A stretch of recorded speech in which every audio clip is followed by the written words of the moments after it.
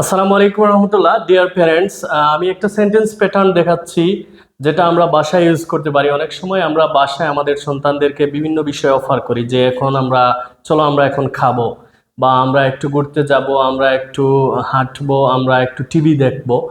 এই বিষয়গুলো আমি যদি ইংলিশে বাসায় বলি, তাহলে আমার কাছ থেকে সন্তান, আমার শিশু শিখে নেবে।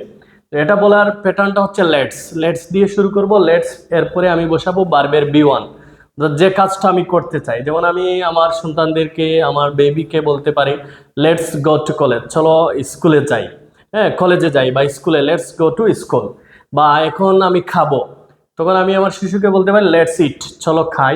লেটস প্লে ক্রিকেট, চলো ক্রিকেট খেলি।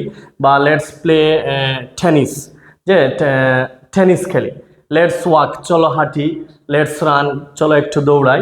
Let's swim in the river বা সুইম ইন দ্য পন্ড, চলো একটু পুকুরে সাঁতার কাটি। লেটস স্লিপ, হ্যাঁ এখন হচ্ছে ঘুমানোর সময়, চলো let's slip in the bed, হ্যাঁ বেডে ঘুমাতে যাই। লেটস ওয়াচ দ্য টিভি, এখন আমাদের পড়াশোনা শেষ, আমরা একটু টিভি দেখি বা একটু ভালো সুন্দর প্রোগ্রাম দেখি। Let's watch the TV.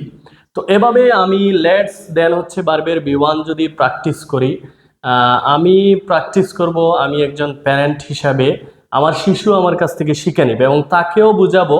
তুমিও তোমার বন্ধুকে যখন কোনো কিছু অফার করবে তখন এভাবে বলবে, হ্যাঁ ফ্রেন্ড লেটস প্লে ক্রিকেট, চলো বন্ধু ক্রিকেট খেলি।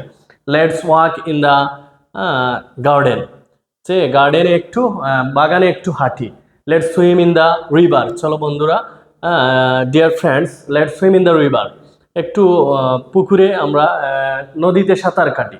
লেটস ওয়াচ দ্য টিভি, এভাবে সে বলতে পারে।